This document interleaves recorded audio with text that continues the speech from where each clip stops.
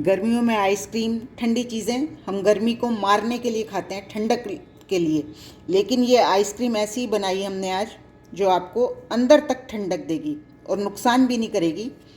तो चलिए देखते हैं इस आइसक्रीम को हमने कैसे और किन चीज़ों से बनाया। देखिए कितनी क्रीमी और कितनी शानदार जमी है। और ये सिर्फ ठंडी आइसक्रीम नहीं है, ये आपको अंदर तक ठंडक देगी और आपकी हेल्थ को भी बहुत फ़ायदा करेगी।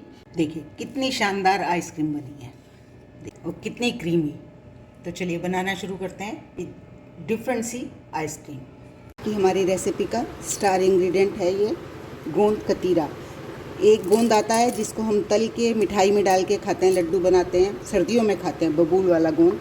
और एक ही होता है गोंद कतीरा। जो बबूल वाला गोंद होता है वो चमकीला होता है, लेकिन ये इस तरह का होता है। इसको भिगो के खाएं, बहुत हेल्दी होता है। इसको मैंने भिगो दिया। कच्चे आम का सीज़न है, आम से हम अचार, अमचूर, बहुत सी चीज़ें बनाते हैं।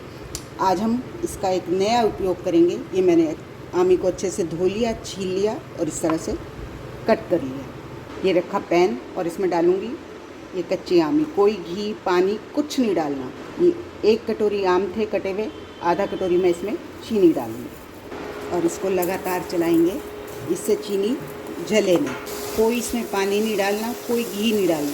चीनी अपने आप गलेगी, अपना पानी छोड़ेगी। ये देखिए चीनी ने अपना पानी छोड़ना शुरू कर दिया। इसी में हम इसको पकाएंगे। देखिए बड़े बड़े बुलबुले आने लगे हैं, हमारी चाशनी बनने लगी है। इस स्टेज पे हम इसमें डालेंगे खाने वाला ग्रीन कलर। ये पूरी तरह ऑप्शनल है, डालना चाहें डालें और ना डालना चाहें ना डालें। लेकिन कच्ची आमी की बना रहे हैं तो ग्रीन कलर तो बनता है ना। आप इसको पीस के भी बना सकते थे, लेकिन मुझे चंक्स अच्छे लगते हैं, मैंने इसलिए। और जो रेसिपी हम बनाने वाले हैं उसमें इनका टेस्ट अलग ही आएगा। इसमें हम नींबू का रस निचोड़ देंगे, जिससे कि क्रिस्टलाइजेशन नहीं होगी, चीनी जमेगी नहीं। हमारी आमी गल गई हैं। अब हम इस फ्लेम को ऑफ कर देते हैं और इसको ठंडा होने देते हैं। देखिए हमारा गोंद कतीरा कितने अच्छे से भीग गया। अब इसको हम डालेंगे मिक्सी के जग में।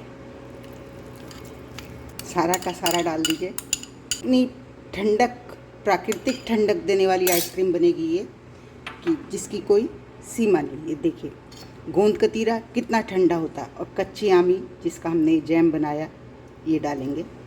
ये भी कितनी ठंडी होती हैं। हम इसका गर्मियों में पन्ना बना के पीते हैं। 2 चम्मच मैं ये भी डाल दूँगी। अब आप कहेंगे कि जब ये पीसना ही था तो पहले ही पीस लेते। वो मैं आपको आगे बताती हूँ क्यों नहीं पीसा था मैंने। अब इसमें डालूँगी मैं 1 कटोरी या 1 कप, कोई भी नाप बना लें, मिल्क पाउडर। मिल्क पाउडर की जगह अगर आप दूध गाढ़ा करके डालना चाहते हैं वो डाल सकते हैं, लेकिन उसके लिए आपको दूध को गाढ़ा करके बिल्कुल ठंडा करना है, क्योंकि जो हमने कच्चा आम डाला है इससे दूध फटने का डर रहता है। तो गर्म में बिल्कुल इस्तेमाल नहीं करना। इसलिए मैंने ये सेफ साइड ये चुना है, मिल्क पाउडर डाल रहा है। 1 कटोरी मिल्क पाउडर डाल दूँगी और साथ ही डालूँगी दूध, जिससे सब चीज़ें अच्छे से पिस जाएँ। 1 गिलास के करीब मैं इसमें दूध डाल देती हूँ। अब मीठा आप हिसाब से डालें। मिल्क पाउडर जो है मेरा मीठे वाला है और जो हमने कच्ची आमी का जैम बनाया था वो भी मीठी है, तो चीनी को उसी हिसाब से डालिए। अब इन सब चीज़ों को मिक्स कर लेते हैं एक बारी, अच्छे से सब चीज़ें मिक्स हो जाती हैं, फिर मीठा चेक करेंगे। सारा पीस लिया और इस तरह का मिक्सचर तैयार।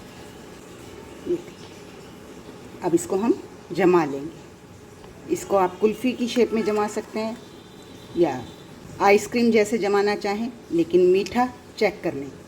मीठा चेक करने मेरे हिसाब से ठीक है, लेकिन आइसक्रीम में कम मीठा होता है तो क्रिस्टल्स आते हैं आइस के, और ज़्यादा मीठा होता है तो जमती नहीं है।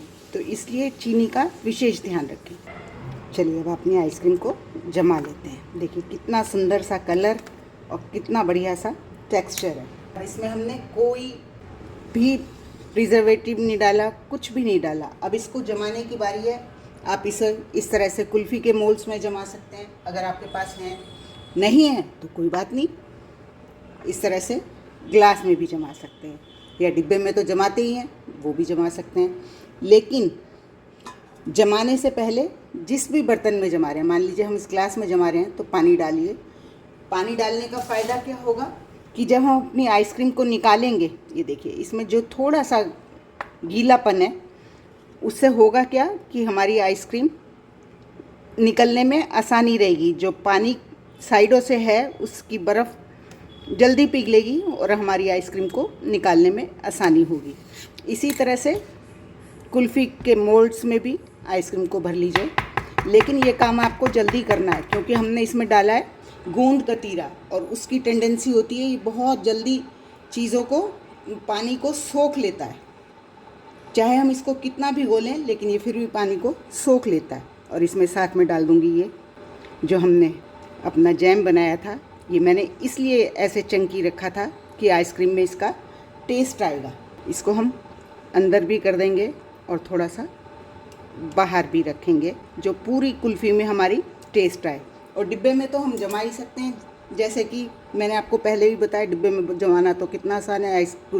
हम आइसक्रीम जमाते हैं, कोई मोल्ड की ज़रूरत नहीं। लेकिन मोल्ड ना हो तो आप इस तरह से ग्लास में जमा सकते हैं।